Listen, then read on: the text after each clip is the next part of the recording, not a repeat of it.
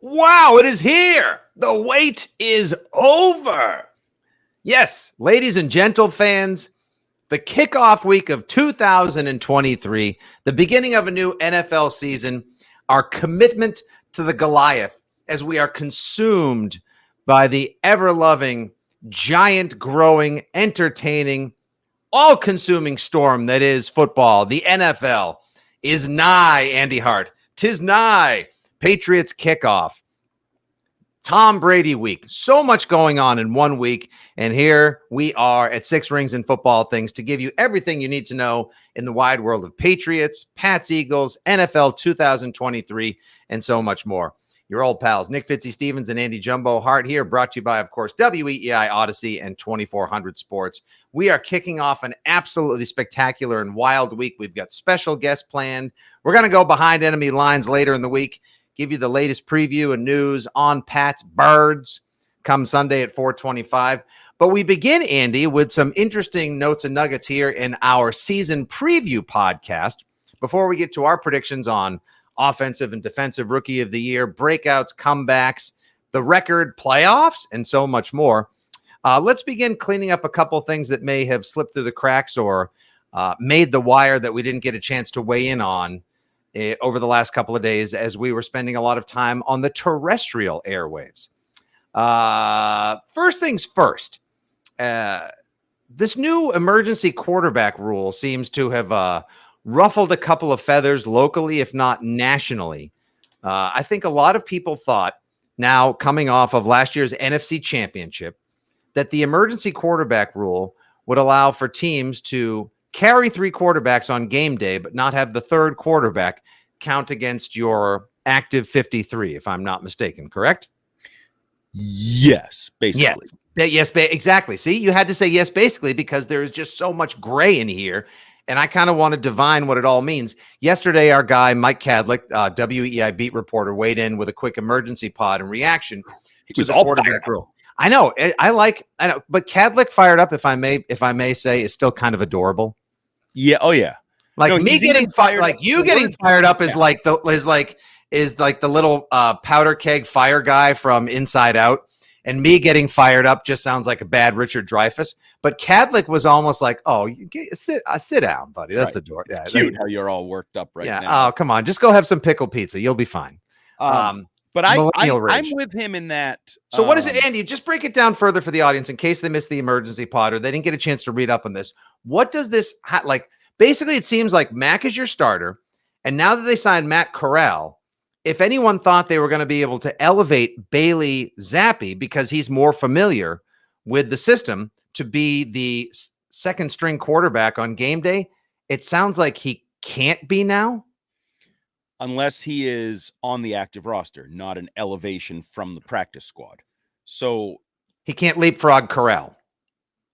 Well, he can, but he has to be on the active roster. He can't be an elevation. So they could flat out sign him to the active roster, take somebody off the roster, add Bailey Zappi. Now you have three quarterbacks on your roster. Right. And if I'm understanding it right, because first of all, I don't pretend to totally understand this yet.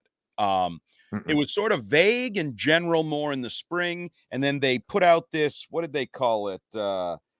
Emergency third quarterback questions and answers. And they clarified it. They gave examples of like when the guy can go in, when he can't come in, headsets and green dots and communications and all these things. But even like, so I think Cadlick is right for Bailey Zappi has to be on the active roster. And then Matt Corral could be the emergency quarterback from the active roster as the third guy. But I don't totally understand it yet. And now I did say to you before we start this, I think any teams that are bitching and moaning about their emergency third quarterback probably suck, because you should be fixated on the top of the depth chart. And, you know, the Bengals, I don't think, are thinking about their emergency third quarterback, or the Chiefs or the Bill. Like, this is, so are we trying to game the system? Because I think the best way to game the system is have a really good first quarterback and not worry about your stupid emergency third quarterback. That's a hot take, and I couldn't in this case agree with you more, because I feel like so many people spent the offseason, and I know back when Mike Cadlick was doing podcasts with our buddy Alex Barth from well, we can't say Brand X because that would make it sound like he works at Twitter. He's at 98.5 The Sports Hub. They'd come up with this idea that maybe what they could do is elevate Malik Cunningham, make him the emergency quarterback, and then use him as a receiver. Or there was some sort of. You can't do that because he has to come in at quarterback, and it means the other two are done. So if you want to develop him, now Mac Jones is out of the game. Like, he's either hurt or whatever. So this goes through all of those. Like, you can't. They even specifically say it's not is not intended to be a developmental tool to provide game experience for the player. Like, there's also something in here that I don't know how this would play into the specific of Malik Cunningham. What is the definition of a bona fide quarterback? Because the emergency quarterback has to be a bona fide quarterback. Daddy, this quarterback is bona fide. Yeah.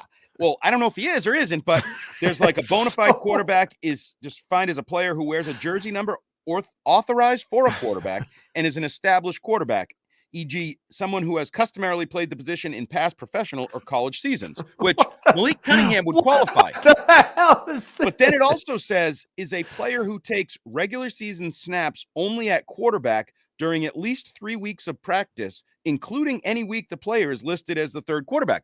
So I don't know if that means if Malik Cunningham's practicing at wide receiver, he can't be the emergency third quarterback. Forget about the fact that he has to be on the roster. So he wouldn't even be on the roster yet. But even if he was put on the roster at some point and he's taking reps at wide receiver, he can't be the. So I don't totally understand this. This is way more convoluted than I thought either of I believe either of us thought it could be. And it feels like they specifically, not that the NFL was tuned in and somebody was listening in the spring or the summertime to Patriots podcast, Six Rings and Beyond, saying like, ooh, it sounds like the Patriots are trying to find a way to get Malik Cunningham on the roster as a quarterback, but then use him as a receiver and game the system and play Belichickian games. Whether or not they thought anybody was going to try to game the system and use this rule to their advantage, it feels like they're trying to lay out something that prevents all of that. Yet somehow they've made it more confusing, which I guess is kind of on brand for the NFL. Oh, absolutely. 1,010%. But I couldn't agree with you more. This is basically in place. Let's just walk it all the way back to prevent us from having to go through another one of those absolute tire fire of an NFC championships where you have no quarterback and Christian McCaffrey is running a wildcat in the second half as the other team steamrolls you to a ratings-free championship game when it should have been a thrilling affair. If the Patriots are worried about how they can sneak Zappe or Corral in or work Cunningham in, we're already porked, and I need to dial back all of my predictions and excitement for the season. Yeah, and the bigger question for the Patriots is simply, I don't even think it's a question. I think Bailey Zappe is going to be the backup. Whether he's assigned to the roster or whether he's a practice squad promotion or whatever it is, like Bailey Zappe has to be the backup to Mac Jones, at least for the first few weeks, right? Because I can't imagine Matt Corral being ready to go out there and do the job. He just got here. But wait, if Zappe is elevated, again, now I can't believe I'm confused. So, God, this is the worst Who's on First ever, and we're 7 minutes into the season. No, we got to work our way through this. Do we have to together? No, not really. So if Zappe gets elevated, can you make him the second stringer or do you have to make him the third stringer? Oh, I believe he can be the second stringer, but then you cannot have a third emergency QB, Corral, because the first two have to be bona fide quarterbacks on the active roster. I don't know. This is one of those things where I always have the problem whenever you go to these documents, whether it's like legal documents or sometimes even like definitions of weird terms, and you get more confused when you read the information in front of you. You're like, I feel like I now know less than I did before I decided to do a little research and read up on it. So right. I just, it is what it is. I don't really think it's going to play a huge factor in anything. And I find it hard to believe that I enjoyed Cadlick getting worked up, feeling like they kind of porked the Patriots last minute, but I find it hard to believe they made some drastic change last minute that they then put out in this little release, and we haven't heard pushback. Like, I would have thought we would have had like a rap sheet or a Pelissaro or a Burt Breer, like, oh, NFL executives aren't happy that the league changed the emergency QB rules the week of the season opener after cuts were made. Like, you would hear whispers, I feel like. We haven't really gotten those yet. So I'm just wondering if the teams knew these rules back in the spring and they just decided to share them with the public now, give better clarification, theoretically clarification to the chumming the now. Waters for the podcast and all the sports fair going on this week as well. Now, because listen to us. Yeah, we know no more than we did. Actually, we know less than we did a week ago. Honestly, I got a little bit into it. Away. Yeah, exactly. 9 minutes in discussing this now, and I have a Dairy Queen headache, and I can't go any. Yeah, I got total brain freeze. So there it is. Hey, maybe if your QB1 plays well enough and stays healthy and your offensive line protects him, then you don't have to worry about it. Does make me wonder, though, would Nick Foles have qualified as a bona fide quarterback for Super Bowl 52 when they were running the Philly special in practice and treating him like a receiver? I hate myself for asking that. Okay. I just can't help but wonder on Pat's Eagles week anyway. All right. There's also just one other quick thing. There's even a line in there about the Wildcat, like you mentioned the Wildcat. And like, well, it's only the Wildcat if a running back or wide receiver is the guy running it. If it's a quarterback back there, then it's just read option. It's Lamar Jackson. It's these running quarterbacks, Justin Fields. But there was even a line about like, you can't run Wildcat. And I'm like, well, but if it's a running quarterback, that's not Wildcat. That's a quarterback in shotgun who likes to run. So that's Jalen Hurts. That's what we're looking at Sunday. I think there will be some clarifications to these clarifications or some questions to these clarifications. This will be a little bit of, not that it matters. Again, I don't think the Chiefs really care who their emergency quarterback is because Patrick Mahomes will be on the field at all times. And if Patrick Mahomes is not on the field, they are porked. Exactly. If anything, maybe what we'll see is Sunday night, we'll see as they're running through the highlights of the 1 and 4 o'clock games on Sunday Night Football, there'll be one of those. There was a little bit of a hubbub this week about the new emergency quarterback rule. We throw it to our Mike Florio now at Pro Football Talk Central, and Florio, yeah, that's right. Blah, blah, blah, blah, and there'll just be more word salad, and we'll be like, actually, I'm more confused than ever. A lawyer, a freaking lawyer, a shady lawyer is the one that could explain this, and that's Mike Florio. Oh, I just got an email. Mike Florio has unbooked himself from our Patriots preview podcast later in the week. All right, moving on. Andy, were you at all the slightest bit concerned, or were you one of the many who said, well, I heard it from Burt Breer, so I'm not going to put much credence in it, when the report started swirling around on Labor Day that Juju Smith-Schuster's knee, quote, could explode at any moment? Dove Kleeman and obviously all of the members of Aggregator Nation jumped all over the report and passed it around like it was their own. That's not great, Bob. And now he has to answer to media yesterday during media availability on Labor Day saying like, no, the knee's getting better every day. I'm feeling great. Like, which side are you more inclined to believe now, that he is getting better or that there's trouble with this knee? I don't need Burt Breer. And if you recall, we did a podcast. You may actually have not been on it. It might have been Cadlick and I believe it was Cadlick and I, the final post-practice review podcast from Gillette Stadium, where we did a good 5 minutes on the fact that how come Juju Smith-Schuster limps all the time, walking to the sideline, walking on the sideline? I'm not going to pretend I've seen a terrible limp on the field, but it does concern me that when I see him walking, he walks like a retired NFL player, not like a current NFL player. Like there's that limp. And given that he missed time in the spring, given that we know that this sort of lingered from last year and is an ongoing issue, I didn't need the Burt Breer report. And that was, I think, glamorized. Explode is probably a dramatic term. A shade dramatic, yeah. Do I think Juju Smith-Schuster will miss games this season to the knee? I do. Just based on you're limping in August, you usually don't get healthier as the NFL season goes on, right? Like that's not the time to get healthier and look better. Isn't the old adage, Andy, that the only time you're healthy in an NFL season is right before kickoff of the first game? Yeah, if you're lucky to be healthy then. Really the only time you're healthy is like when you show up at the equipment room to pick up your pads for that season. Like that's when you're healthy. Yeah, look at how big guy. You got Tyquan Thornton on IR. Riley Reef now goes to IR as well. Juju limps. I don't know how we can ignore the fact that he limps. He's your number one receiver. You chose to replace a young developing number one receiver with him. I think there's an injury concern there, and I think that's problematic because it's been a concern all off season, so it's probably going to be a concern in season. Juju Limp-Schuster. I cannot believe it already. It just makes you wonder what it was again, how could they not have, did they not have the medicals? Were they willing to overlook the medicals in the same week where we're talking about Brad Stevens saying on the Jimmy Fun Telethon that they were so hell-bent on having Kristaps Porzingis that overlooked or didn't know about his plantar fasciitis issue? Didn't know and wouldn't have cared. and So do you wouldn't have think cared. Bill Belichick doesn't care about exploding knees?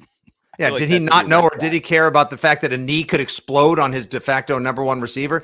I'll tell you, if he goes out week 1 against the Eagles and his knee, I'm not going to say blows out, God forbid. I never wish any harm on anybody, including Bernard Pollard, that son of a bitch. But if not, it's the fan in me can never, that fire can never be put out. He sucks. Come on.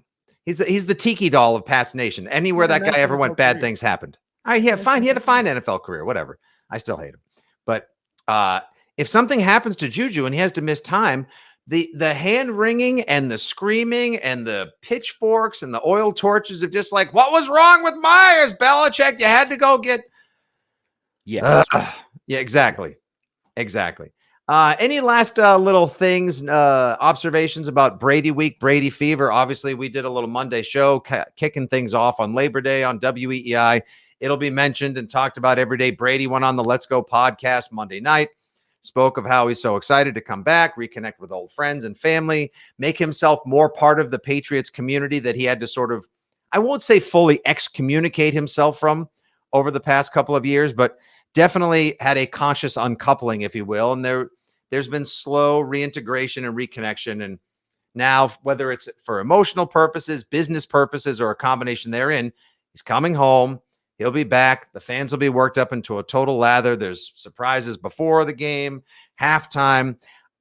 Andy, here's a question. Can you petition the league and ask them if a halftime can run longer than the standard 12 minutes, but not go the full 40 minutes that a Super Bowl would run? Like, could they consult with the Eagles and the league and say, we're doing a tribute. Can we make it an 18-minute halftime or a 17, whatever?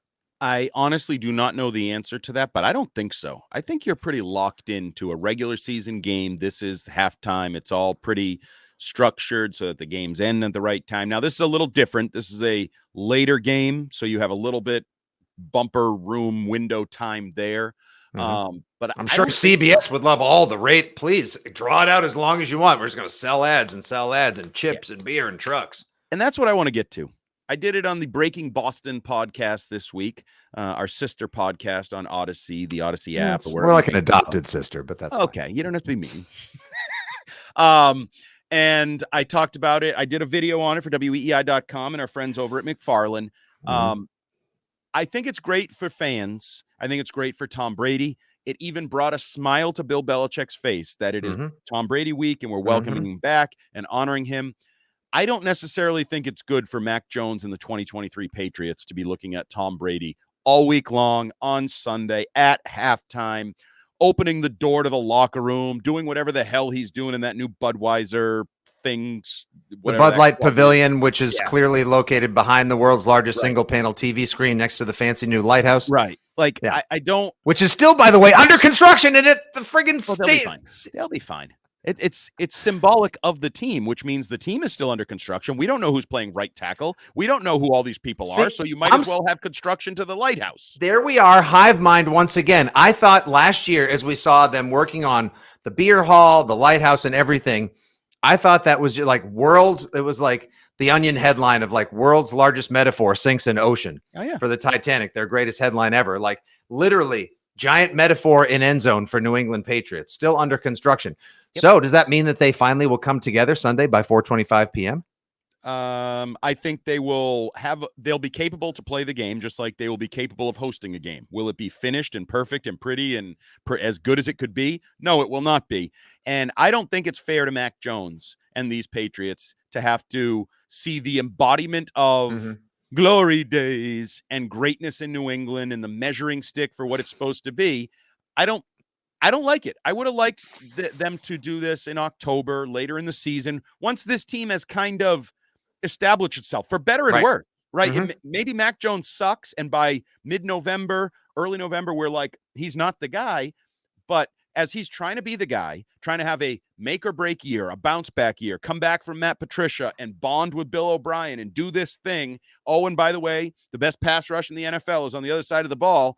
And then he's going to look all around the stadium or look up to the owner's box, and sitting next to the owner on one of those high chairs is Tom effing Brady, and Tom effing Brady might bump into him leaving the field at halftime and all that. Like, I'm not a big like, oh, Mac Jones defender and everything. Oh, he gets screwed, whatever. No, but you're not excessively hard. You're not harsh on Mac. You're very. I think your frankness and your whole idea of like the truth is never mean. Like I think as far as New England Patriots go, maybe those assessments are most fitting when it comes to Mac Jones because he's shown a lot and then he took it back and then he also regressed as well. Like and he did himself no favors last year when the team did him no favors. But that's still no excuse for the behavior he put forth on the sidelines, national TV, and beyond. Yeah. So I just don't think it's ideal for Mac and the offense and the teammates. Like, say they go 3 and out. Boo. Brady. Like, that's Brady. just stupid. We don't need that. And I think you are festering that environment. Would you have preferred, as some fans have taken to, the environment could be festering, but you are fostering that environment? Yeah. Exactly. Would you have preferred, as the Celtics did, poor Ehemplo, on Larry Bird night when they basically sold out the Garden for a tribute to one of the greatest players in franchise history and somebody who brought so much glory and multiple titles to the organization in a single decade? Perhaps maybe at the end of the summer, they could have organized, I don't know, Brady night. I think they still will. I think this is one of a multi-step process. I know for a fact it is. We've been told as much. I know a lot of the things that they have planned, and it's going to be. This is just part of it. Like they're going to have that night. This is just. Then what the hell is this? If they're going to have 60,000 people, you said it. It's a bait and switch. It's look over here. This team's not very good, but this guy used to be great. Let's talk about him. And I don't think that's good for the current mediocre team. Bright, shiny goat over here. Wow. Yeah. How about that? Well, we'll see. I think the fans are going to have many reason on Sunday to be as fired up as they've been since the Patriots were actually in the playoffs, in AFC championships, watching their beloved GOAT and so many other legendary Patriots lead them to the playoffs, championships, rallies, ceremonies, celebrations, and beyond. We will see. Ty Law appeared on the morning show on WEEI on Tuesday and said there's a lot of former Patriots he's here and are going to be coming back to town. Let us hope, let us pray, let us cross our fingers that all the good energy from the Foyers and from the Daniel Grahams and from the Ty Laws and the Matt Lights and everyone else coming, that maybe some of those championship vibes, the good juju, not the one that's actually limping and gimping his way across the field and on the sideline, will propel the Patriots to a quality game, if not a victory on Sunday. Can't wait to find out. Thank you, folks, for listening, of course, as always, to Six Rings and Football Things and making it part of your regular Patriots programming. Tell a friend, refer a pal, give us a follow, like, share, subscribe, all that jazz. We're going to be with you all season long, providing the latest and best analysis, information, perspective, and so much more. All right, here we go. It is time. All your football themes apply because the season is here, Andy, and we are on it with our 2023 New England Patriots season preview. Now, this won't be sort of one of those long, bloviating Foxborough filibuster type of previews. Rather, what we're going to do is I grabbed it from the Twitter, which is obvious, or the X, and X going to give it to you. Somebody had posted a tweet that said, share with me now your record, your offensive player of the year, defensive player of the year, rookie of the year, breakout player, comeback, biggest regression, most surprising win, and I've added playoffs. Do they or don't they make the playoffs? So no better way to preview the season than just giving you just the facts, ma'am. So let's do Six Ring style, Foxborough Facts Department checking in, Andy. Let's get going with our preview. Now, is there any sort of overarching thought or maybe just sort of like an opening statement you would like to give as for the 2023 New England Patriots and what kind of team you think we're going to see? I've told you, and we're coming down the home stretch of this. Now is the time for hope. Now is the time for actually having hope and expectations and positivity, because that could be taken from you as early as opening day against the Eagles and in the first month and everything that goes into it. I do believe this will be a competitive football team. I do believe this will be, for the most part, a competent football team. I think you will see physical failures more than you will see mental errors or questionable coaching. I think there will be times where they don't measure up. They aren't good enough. The other team is too good and too talented, and the matchups don't favor them. But I don't think we'll be lamenting a lot of ugly, poorly coached sort of. We won't be bitching post-game on the Six Rings post-game show as much as we'll be saying, it's just too bad if they could have been a little, you know how Bill always says, we competed and I like the guy's effort. We just, In the end, they made a few more plays than we do. I think you're going to be getting that Bill Belichick a lot during the season, and us sort of parroting that on the post-game show, because the schedule is tough, and let's be honest, I think they have a mediocre roster. As Warren Sharp at Sharp Football Analysis put forth, the New England Patriots have, and I think his barometers and metrics are pretty sharp. I didn't mean to walk into that. Pretty solid. I didn't mean to. I'm admitting it. Warrant that. Oh, wow. I even did that. Jeez, man. Oh, good for you. You're picking up. If this is any preview as to how you're going to be on Six Rings postgame show, Andy is on it and ready for the season. They have the toughest schedule in the NFL, and it's not even really close. Like other teams, like the Jets, have a tough gauntlet to start the season. Detroit has a tough schedule this year. Obviously, a lot of teams have tough schedules. They did well enough last year, or they may be playing a tough division. NFC East, no easy shakes. Anyone who has to play the AFC North or the AFC East, obviously, these are battle royales. Yes, the Patriots have a difficult schedule. Yes, it's a gauntlet in September as well. I agree with you that they're going to be competent and they will be competitive, more composed, to add another C word to our off season, if you will, of Patriots talk heading into 2023. I'll offer this. I think the Patriots will not experience the higher highs or the lower lows of a lot of other football teams with playoff aspirations, because other teams do have more talent. They have greater quarterbacks, greater skill players, maybe a few greater feature backs. Okay. But when those guys go out, then all of a sudden there will often be, as Andy mutes for a sneeze, didn't hear anything, probably didn't need to say it, but the YouTube audience enjoyed it. The Patriots don't have, because it's just like a giant block of, I'm not going to say mid, but like it's just a strong middle-class team with not a lot of superior players, but not a lot of not as high a ceiling, not as low a floor as some other teams as well. So can we just sort of expect, like you said, them to be in every game and sometimes the talent wins out on the other teams? Yes. But if some of those other great players like your Tuas or your Josh Allens, some of the Aaron Rodgers, if they go out, those teams might be porked. Whereas the Patriots will kind of just keep chugging along like a 2005 Honda. If you don't have great players, they can't get hurt and you can't miss them. Correct. So not the same kind of ceiling, but also not the same kind of floor, which is probably why we're looking at, you can't have a 500 record unless you have a tie ball game. But I think that's why we're going to be looking at this kind of season. And the last thing I'll say is, what do we really know about this team? Because, or at least the first teamers, because we saw so little of them outside of practice. We saw them for 3 series in a game that ultimately was cut short with 11 minutes remaining out in Green Bay. And that felt like a month ago. Actually, it almost was a month ago. So we really don't know as much as we think we know about this team. And that's why Sunday is going to be so revealing. All right, here we go. Let's get to it. Let's open with record, Andy. What do you have for the 2023 New England Patriots record? 7-10. Wow. Just under the Vegas line or the regular, most notable Vegas line of 7.5. I know there's been some talk of some dropping it to 6.5. It's still 7.5 on our sponsor, FanDuel. Yes. To me, it's what we just talked about, because we keep getting these calls wherever we do radio shifts. You know, I really think with Bill O'Brien back and some of the talent, this team, I mean, look, a year ago, they were a couple kick returns away from making the playoffs.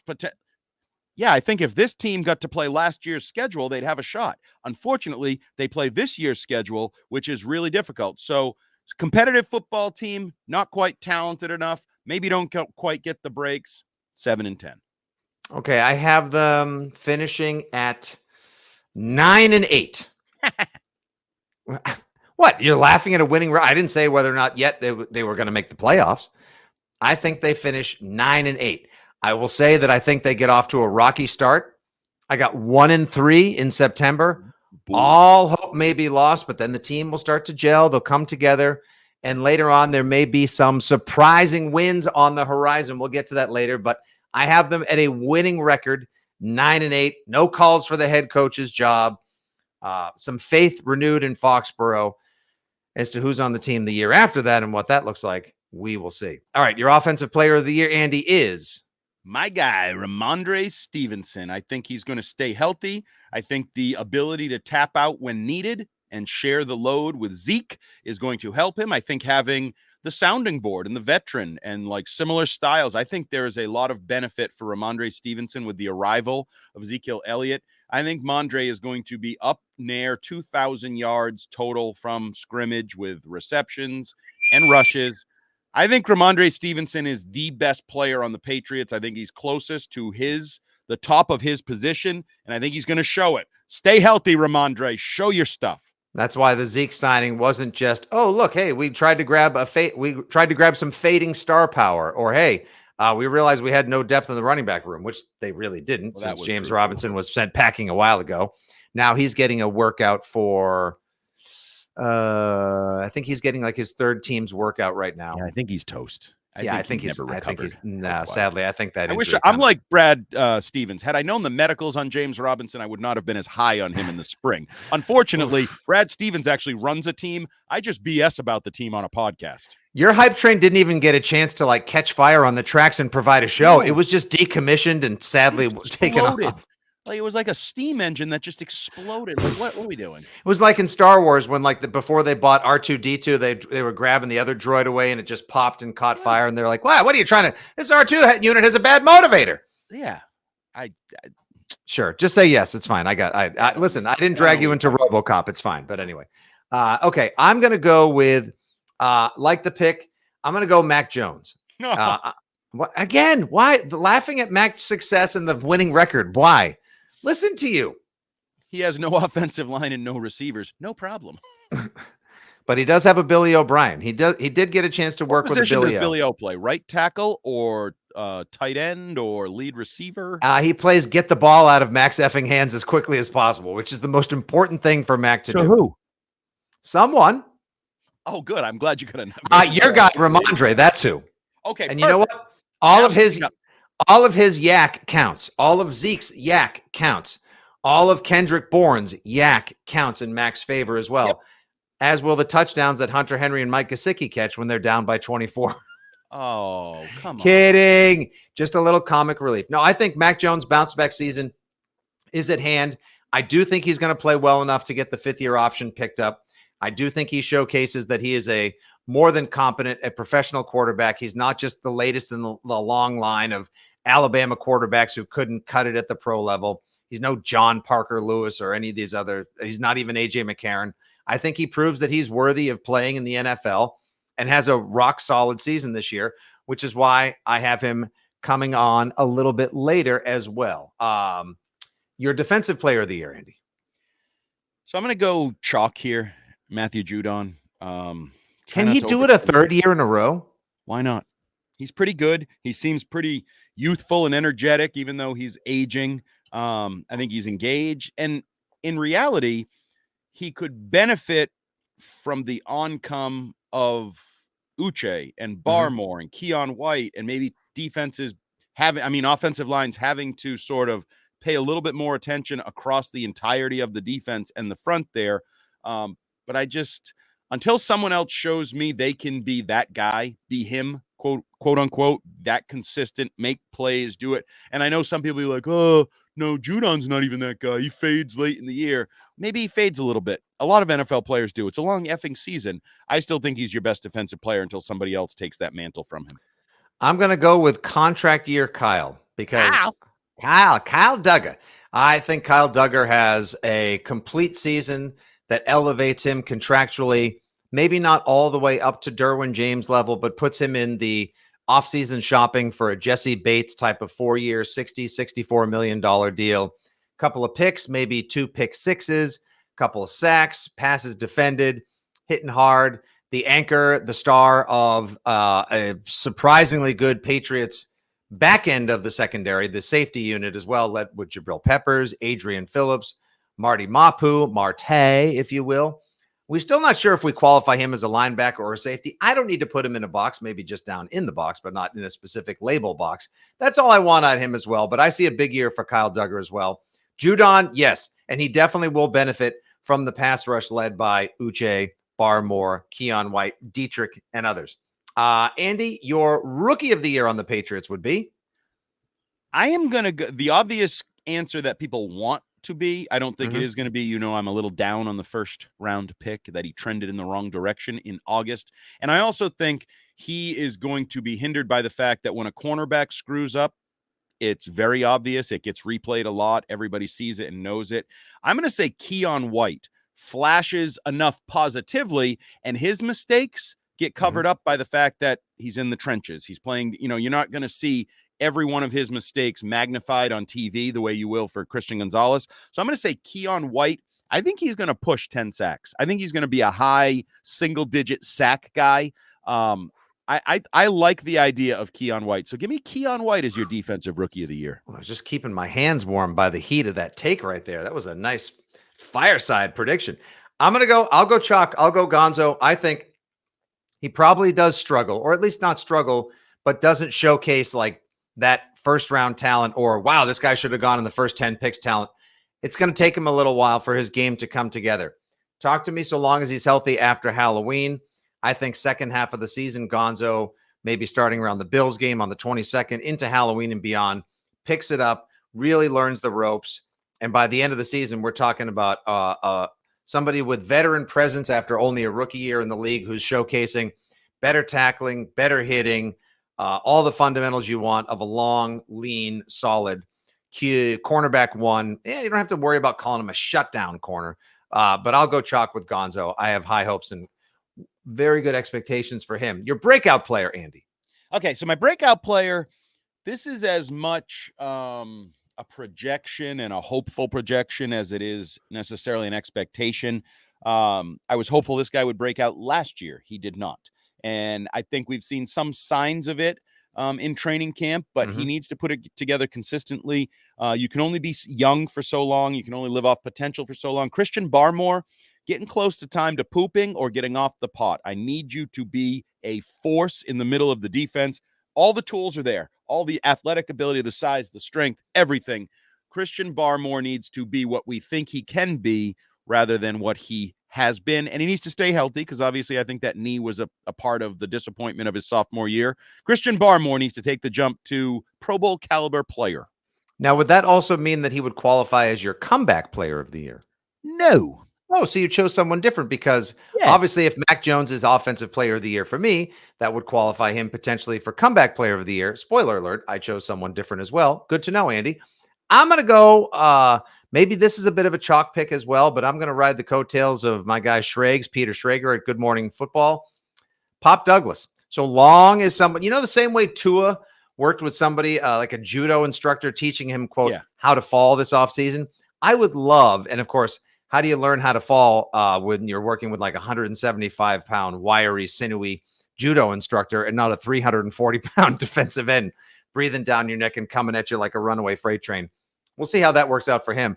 I hope Troy Brown, or I wish they brought in Edelman, somebody who taught Pop Douglas, catch the ball and sit down. Like Deion Branch.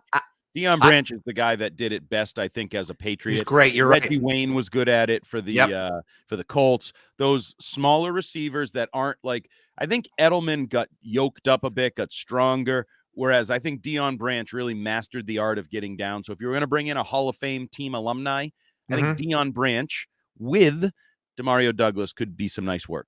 Love that. Maybe my favorite bit of analysis on the pod so far. If Pop Douglas stays healthy, I think he'll make a difference. We're not talking about fantasy stats. We're just talking about looking at, oh my gosh, we got a good player on offense. I think we actually have someone who's going to stick around and make a difference for a while. I hope so. I got to tell you, I've been swayed negative by the fact that he got hurt once in 6 snaps. Yeah. It's a bad ratio. And it's not, I can't put Booty out there as much as Booty Nation wants to hear Kayshawn or Kayshawn Nation or whatever the hell. Like, I need to see more before I go out. You want to see more booty? Just going to let that one sit there for a second. Did I lose you? Did yeah, hello. All right. Comeback player of the year.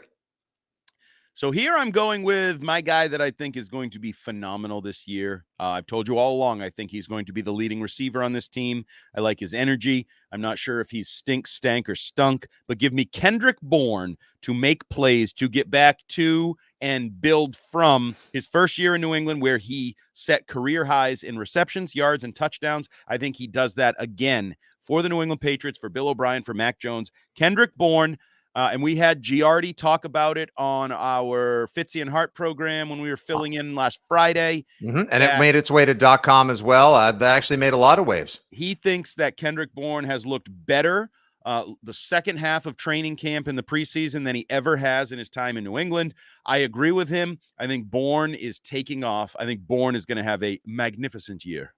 And you avoided all of that and didn't have to say, you said all that and didn't have to drop a Born Again, Born Supremacy, Born Identity. Nope. Good for you. But he will be reborn. And he's my comeback player of the year as well for all those reasons you say and beyond. Andy, it's not even time for our FanDuel Sportsbook. FanDuel make every moment more bet of the week, but I will sort of tease out this early one for you. I'm in on Kendrick Bourne touchdown scored Sunday against the Eagles. I like it. I like it. You know why? I will be putting my adult grown male American money on that. Yeah, and you know who's on the other side of the stadium? Who's that? Matt Patricia. Which is why I want him to score it, and then cut to Patricia there, beard, pencil, and everything, just looking on stoically, and Bourne freaking out. And then who knows how that's gonna. God, that is one of the underrated dynamics of Sunday. We'll have to get to that with our Eagles game preview and when we go behind enemy lines later in the week. I think that is being undersold because it's Brady week, because it's Mac and Bill, because it's hot seat for Belichick. Like, we're underestimating what a big storyline this could potentially be. Right. Or Bourne could score and Patricia could say, scoreboard. You just made it 35-7. You suck. It's a possibility. It'll be 31-10. All right. Biggest regret. I listen, humor helps us deal with what could be an unfortunate reality, but I think the game's going to be much closer. We don't want to do it, but it's part of the prep. Biggest regression. See, I don't know about you. This was the hardest one for me. Same. And I don't consider myself a homer like, I couldn't possibly see anybody regress. Part of it is what you said earlier. When you don't have a lot of great seasons the previous year, right, it's hard to predict a regression. Like the one that might be likely is Ramondre had kind of a breakout season a year ago. Rushes for 1,000 yards, catches 69 passes. He would be a candidate, but I like Ramondre. I think he's really good. I don't think he's going to regress. I think he's going to have another great year. So I'm going to pick one that's a little bit. So my two candidates were kind of based on age. And I'll tell you who they were. Dietrich Wise, who I think had a breakout year a year ago. And that may be the best year you see.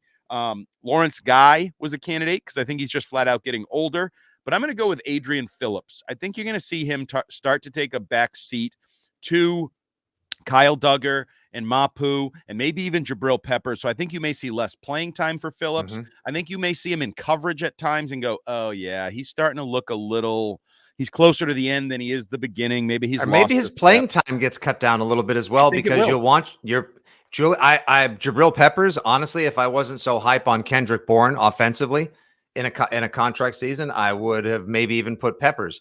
Now, he came back last year and was solid coming off the ACL from 2021, but I think he has a bigger year this year. I'll still stick with Bourne.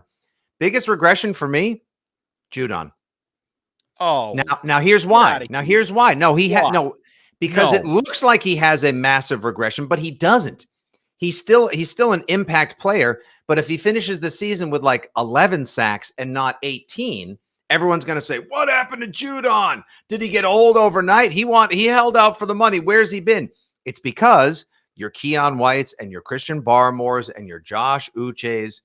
I also could have picked Uche because who was it who pointed out that Uche feasted basically off the Jets in that 11.5 sacks? Like he had a 4-game span where he fed. So I could say Uche as well, but I still think Judon is an almost Pro Bowl caliber player or maybe a Pro Bowl player, but you're not going to see the... Well, then he didn't regress. If you had a Pro Bowl season, he didn't regress. You can't pussyfoot your way through. Well, there's not that many other regressions to be found. You can't, if you're not even that good in the first place, then how can you regret? Well, how much worse could you get? I already said that. So I'm agreeing with you. So that's called a yes and. Pick somebody who's good. You can't say he's having a Pro Bowl year and then regressed. Almost Pro Bowl caliber. It's going to be a statistical regression. There. How about that? There's your biggest regression.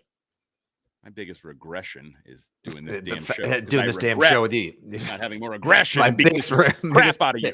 My biggest regretting. All right. Now you're going to have to get positive. I know it's going to hurt now. The most surprising win of the year for the Patriots. So this might be a little snarky, Andy. I think it'll come in the last 2 weeks, either to the Bills or the Jets. So I'll say at Bills, which on paper on New Year's Eve looks like a great win, but I think it might be more because maybe the Bills are resting players or not playing out the season. And I think the same thing could happen with New York in the final week. Maybe Aaron Rodgers is getting rested. So those are a couple wins on paper, I think, against playoff teams that are a possibility. But I don't see a lot of surprise good wins.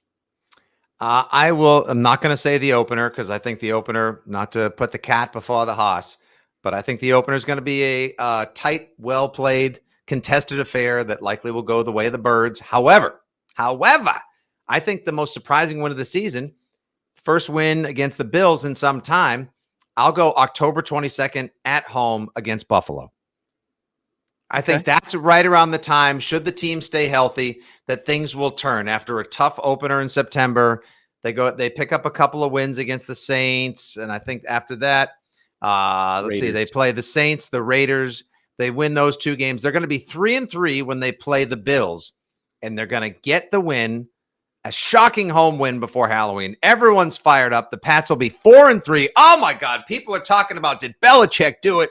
Have they turned it around? Bill O'Brien, savior. Is it a real win? Is it like Josh Allen plays and it's not a hurricane, like a real win? I'm not telling you all that. Oh, come on. And finally, Andy, playoffs? Well, obviously, no. You know my answer, 7-10. You're not making the playoffs at 7-10. 9-8. Your answer could be they could be in the playoff hunt at 9-8. And I think they will be in the playoff hunt. Things will have to break their way. The way they almost did last year as well, that if they went 9-8, they would have made the playoffs.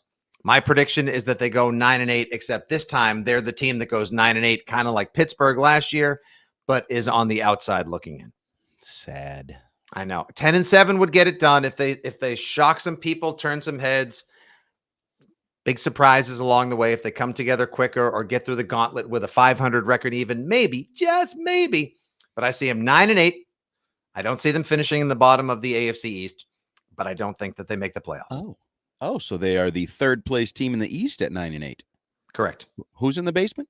You'll have to stay tuned. I don't know when we're going to talk about that. The Dolphins. What are we doing here?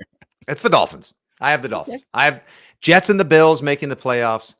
I have 2 teams from the AFC North, 2 teams from the AFC West, and 1 team from the AFC South. Okay. Like I don't hate it because I think the Dolphins are a house of cards with Tua. Like I throw house of cards around and I think some Patriots fans get annoyed. Oh, the offensive line's a house of cards. Cornerback's a house of cards. The Dolphins are a house of cards. Tua is very likely to miss time, could be out at any time. I don't like their running back situation. Off-field issues with cornerback number 1, cornerback number 2, who they gave up a lot for, is out until at least December as well. Their best offensive lineman dinged up in the preseason. Oh, should be back and healthy for week 1. You never like hearing that as well. So they've got issues. They've got contractual issues with defensive play. I'm not getting great vibes. I'm also not getting great vibes from Buffalo, but they have too much talent to regress back to a 500 or sub 500 record. I've told you before, I think the Jets win the AFC East. I know that probably just made a lot of Pats fans throw up in their AirPods. I apologize, but that's just how your old pal Fitzy sees it. But you're going to get an entertaining season out of your New England Patriots. There you go. There is our seasonal preview. Records, OPOTY, DPOTY, rookies, breakouts, comebacks, regressions, surprises, playoffs, and so much more. Andy, any final thoughts on the upcoming season of your 2023 New England Patriots, which we'll be covering thoroughly here across our own socials at Jumbo Hart, at FitzyGFY, and of course, on the best postgame show in town, the Six Rings postgame show on WEEI. Stick with us. I think it's going to be a very interesting season. I can't promise it's going to be fun all the time. I can't promise it's going to be great. You might be right. They could be 1-3, 0-4, tough stretch.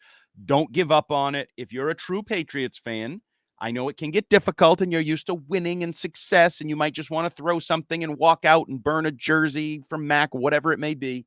Just stick with it. I think it's going to be the totality of 18 weeks is going to be worth your investment of time, whether it's good or bad. Figuring out, is Mac the guy? Figuring out, what's Gerard Mayo doing? Maybe the coach in waiting, you need him to pick up the pace and stop waiting and just take over. Like, there just, to me, are so many storylines throughout this team, this roster, this season, that even if your instincts are to sulk and pack it in come week 6 or 7, don't do it. And I would like to think we will bring you some entertaining and informative podcasts along the way that will also be worth your time and make the season more enjoyable for you. I'll add one more C word to our litany of C words, if you will. Cocksure. Crap show. Oh. No, I'll add one more C word to that. Compelling. I think this will be a compelling team for the right and wrong reasons at times. I think this will be a very compelling season, and we're going to learn a lot about the future of football in Foxborough this season. So I think compelling is the right word to describe the season and this team. I agree with you, Andy. Well said. Very succinctly put. Stick with us. Stick with them. It should be a compelling season, to say the least. All right, for producer Justin Turpin, everyone at 2400 Sports, Odyssey, WEEI, and more. That's Jumbo Hart. I'm Fitzy GFY. This has been Six Rings and Football Things, previewing the 2023 season. Like I said, huge week for us. Tomorrow, we're going to have Mike Lombardi, the old gridiron genius himself, talking about his new book, Football Done Right, lending his perspective on what he thinks the 2023 Patriots story will be. We'll talk to people in Philadelphia. We'll get in with the Go Birds crew and give you a little behind enemy lines. Friday, I think we'll have Rob Ninkovich giving a little former player perspective. And then next thing you know, Andy, the GOAT is home. We're kicking off, and the season is underway. Good job by you. Good job, everyone. Thanks for sticking with us. This has been Six Rings and Football Things. We will talk to you soon. Good day. God bless. And as always, go Pats. See you.